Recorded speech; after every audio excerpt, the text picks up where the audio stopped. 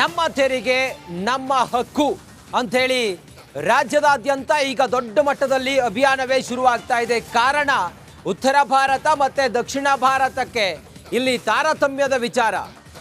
ಕೇಂದ್ರ ಸರ್ಕಾರದ ಯೋಜನೆಗಳು ಮತ್ತು ನೀಡುವಂಥ ಫಂಡಿಂಗ್ ಇದರಲ್ಲಿ ತಾರತಮ್ಯದ ವಿಚಾರ. ಕೇಂದ್ರದ ವಿರುದ್ಧ 7ನೇ ತಾರೀಕು ದೊಡ್ಡ ಮಟ್ಟದಲ್ಲಿ ಹೋರಾಟವನ್ನು ಮಾಡೋದಕ್ಕೆ ಮೇಲ್ಮನೆ ಸದಸ್ಯರು ಸೇರಿದಂತೆ ಕಾಂಗ್ರೆಸ್ನ ಶಾಸಕರುಗಳು ದೆಹಲಿ ಪರೇಡ್ ಮಾಡೋದಕ್ಕೆ ಹೋರಾಟ ಮಾಡೋದಕ್ಕೆ ಒಂದು ತಯಾರಿಯನ್ನು ಮಾಡಿದ್ದಾರೆ. ಇದರ ಪೂರ್ವ ಸಿದ್ಧತೆಯ ಭಾಗವಾಗಿ ಸಿಎಂ ಸಿದ್ದರಾಮಯ್ಯನವರು ಇನ್ನೇನು ಕೆಲವೇ ಹೊತ್ತಿನಲ್ಲಿ ಸುದ್ದಿಗೋಷ್ಠಿಯನ್ನು ಮಾಡ್ತಾರೆ. ರಾಜ್ಯಕ್ಕೆ ಆದ ಅನ್ಯಾಯಗಳ ಕುರಿತಾಗಿ ಮಾತಾಡ್ತಾರೆ. 10 ವರ್ಷಗಳಲ್ಲಿ ಅನುದಾನ ತಾರತಮ್ಯದ ಪಟ್ಟಿಯನ್ನು ರಿಲೀಸ್ ಮಾಡ್ತಾರೆ.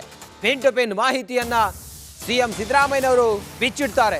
ಕೇಂದ್ರ ವರ್ಸಸ್ ರಾಜ್ಯ ಸರ್ಕಾರ ಮಹಾ ಜಟಾಪಟಿ ನಡೀತಾ ಇದೆ. ಟ್ಯಾಕ್ಸ್ ವಿಚಾರದಲ್ಲಿ ದಕ್ಷಿಣ ವರ್ಸಸ್ ಉತ್ತರ ಅನ್ನುವ ಸಮರ ನಡೀತಾ ಇದೆ. ದೇಶ ವಿಭಜನೆಯ ಮಾತು ಕೇಳಿ ಬರ್ತಾ ಇದೆ. ಹಿಂದಿ ಹೇರಿಕೆ ನಡುವೆ ರಾಜ್ಯ ತೆರಿಗೆ ವಿಚಾರವಾಗಿ ಇಟ್ಕೊಂಡು ದೊಡ್ಡ ಮಟ್ಟದಲ್ಲಿ ಈಗ ಹೋರಾಟಕ್ಕೆ ರೆಡಿ ಆಗಿದೆ. ಉತ್ತರ ಭಾರತದ ಋಣ, ನಮ್ಮ ಋಣ ಉತ್ತರ ಭಾರತದ ಮೇಲಿದೆ. ನಾವು ಕಟ್ಟುವಂಥ ತೆರಿಗೆ ಉತ್ತರ ಭಾರತದ ಅಭಿವೃದ್ಧಿ ಕೆಲಸಗಳಿಗೆ ಬಳಸ್ಕೊಳ್ತಾರೆ. ನಾವು 100 ರೂಪಾಯಿ ಕಟ್ಟಿದ್ರೆ 20 ರೂಪಾಯಿ ಕೂಡ ನಮ್ಗೆ ವಾಪಸ್ ಕೊಡಲ್ಲ ಅನ್ನೋದು ರಾಜ್ಯ ಸರ್ಕಾರದ ಒಂದು ಆರೋಪ ಆಗಿದೆ ಕೇಂದ್ರದ ಮೇಲೆ. ಈ ನಿಟ್ಟಿನಲ್ಲೇ ದೆಹಲಿಯಲ್ಲಿ ಪ್ರತಿಭಟನೆ ಮಾಡೋದಕ್ಕೆ ಹೊರಟಿದ್ದಾರೆ ಕಾಂಗ್ರೆಸ್ನ ನಾಯಕರು. ರಾಜ್ಯದಲ್ಲಿ ಕೇಂದ್ರ ಈ 2018ರಿಂದ 19ವರೆಗೆ ಎಷ್ಟು ನಮಗೆ 40% ಕೂಡ ಅನುದಾನದ ವಿಚಾರದಲ್ಲಿ ನಮಗೆ ಅನ್ಯಾಯ ಮಾಡಿದೆಯಲ್ಲ, ಈ ಕುರಿತಾಗಿ ಅಂಕಿ ಅಂಶಗಳನ್ನು ಮುಂದಿಟ್ಟುಕೊಂಡು ಇನ್ನೇನು ಕೆಲವೇ ಹೊತ್ತಿನಲ್ಲಿ ಸುದ್ದಿಗೋಷ್ಠಿಯನ್ನು ಮಾಡ್ತಾರೆ. ಆ ಸುದ್ದಿಗೋಷ್ಠಿಯಲ್ಲಿ ಬಹಳ ಕ್ಲಿಯರ್ ಆಗಿ ಕೇಂದ್ರದಿಂದ ರಾಜ್ಯಕ್ಕಾಗಿರುವ ಅನ್ಯಾಯಗಳು ಏನು ಅನ್ನೋದ್ರ ಬಗ್ಗೆ ಅವರು ಮಾತನಾಡ್ತಾರೆ. ಮೊನ್ನೆ ಅಷ್ಟೇ ಬಜೆಟ್ ಮಂಡನೆ ಆದ ನಂತರ ಅದಕ್ಕೆ ಪ್ರತಿಕ್ರಿಯೆ ನೀಡುವ ಸಂದರ್ಭದಲ್ಲಿ ಕಾಂಗ್ರೆಸ್ನ ಒಬ್ಬರು ಸಂಸದರು DK ಸುರೇಶ್ ಅವರು ದೇಶ ವಿಭಜನೆಯ ಬಗ್ಗೆ ಮಾತಾಡಿದರು. ಅದಾದ ನಂತರ ದೇಶಾದ್ಯಂತ ದೊಡ್ಡ ಮಟ್ಟದಲ್ಲಿ ಕಿಚ್ಚು ಹತ್ತಿಕೊಂಡಿತ್ತು ಸುರೇಶ್ ಅವರ ಹೇಳಿಕೆ. ಆ ನಂತರ ಈಗ ರಾಜ್ಯದಿಂದಲೂ ಕೂಡ ಲೋಕಸಭಾ ಚುನಾವಣೆ ಏನೀಗ ಹತ್ರ ಬರ್ತಾ ಇದೆಯಲ್ಲ, ಈ ಕುರಿತಾಗಿ ದೊಡ್ಡ ಮಟ್ಟದಲ್ಲಿ ಒಂದು ಸಂಚಲನವನ್ನು ಸೃಷ್ಟಿ ಮಾಡೋದಕ್ಕೆ ದಕ್ಷಿಣಕ್ಕೆ ಆಗ್ತಾ ಇರುವಂಥ ಅನ್ಯಾಯದ ಕುರಿತಾಗಿ ದೊಡ್ಡ ಮಟ್ಟದಲ್ಲಿ ಒಂದು ದಂಗೆಯನ್ನು ಎಬ್ಬಿಸುವ ರೀತಿಯಲ್ಲಿ ರಾಜ್ಯದ ಕಾಂಗ್ರೆಸ್ನ ನಾಯಕರು ಹೊರಟಿದ್ದಾರೆ.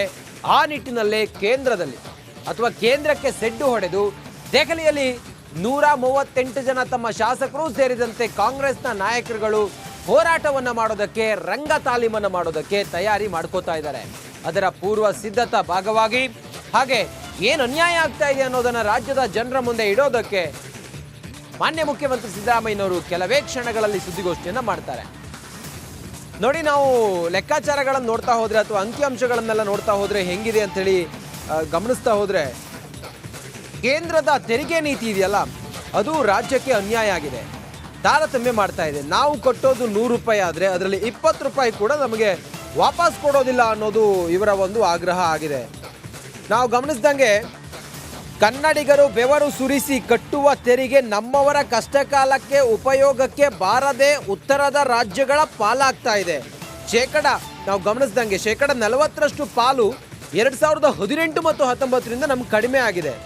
ಕಳೆದ 5 ವರ್ಷದಲ್ಲಿ ರಾಜ್ಯಕ್ಕೆ 62,000 ಕೋಟಿ ಹಣ ನಷ್ಟ ಆಗಿದೆ. ಪ್ರತಿ 100 ರೂಪಾಯಿ ತೆರಿಗೆಯನ್ನು ಕೇಂದ್ರಕ್ಕೆ ನೀಡಿದರೆ 12ರಿಂದ 13 ರೂಪಾಯಿ ಮಾತ್ರ ರಾಜ್ಯಕ್ಕೆ ವಾಪಸ್ ನೀಡ್ತಾ ಇದ್ದಾರೆ. ದಕ್ಷಿಣ ಭಾರತದ ರಾಜ್ಯಗಳ ತೆರಿಗೆಯ ಋಣದಲ್ಲಿರುವ ಉತ್ತರದ ರಾಜ್ಯಗಳು ಎಂದಿಗೂ ಕೂಡ ನಮಗೆ ಮಾಡೆಲ್ ಆಗಲಾರವು. ಈ ಹುಸಿ ಕಲ್ಪನೆಯಿಂದ ಎಲ್ಲರೂ ಕೂಡ ಹೊರಗಡೆ ಬರಬೇಕು ಅನ್ನೋದು ಕಾಂಗ್ರೆಸ್ನ ಒಂದು ಆಲೋಚನೆ ಆಗಿದೆ ಮತ್ತು ಕಾಂಗ್ರೆಸ್ನ ಒಂದು ಲೆಕ್ಕಾಚಾರ ಆಗಿದೆ. ಸದ್ಯಕ್ಕೆ ಇದೆಲ್ಲವನ್ನ ಮುಂದಿಟ್ಟುಕೊಂಡು ಈಗ ಕಾಂಗ್ರೆಸ್ನ ನಾಯಕರು ದೆಹಲಿ ಮಟ್ಟದಲ್ಲಿ ಇದನ್ನ ಸುದ್ದಿ ಸದ್ದು ಗದ್ದಲ ಮಾಡೋದಕ್ಕೆ ಹೊರಟಿದ್ದಾರೆ. ಅದರ ತಯಾರಿಯ ಭಾಗವಾಗಿ ಸಿದ್ದರಾಮಯ್ಯನವರ ಸುದ್ದಿಗೋಷ್ಠಿ ಕೆಲವೇ ಕ್ಷಣದಲ್ಲಿ.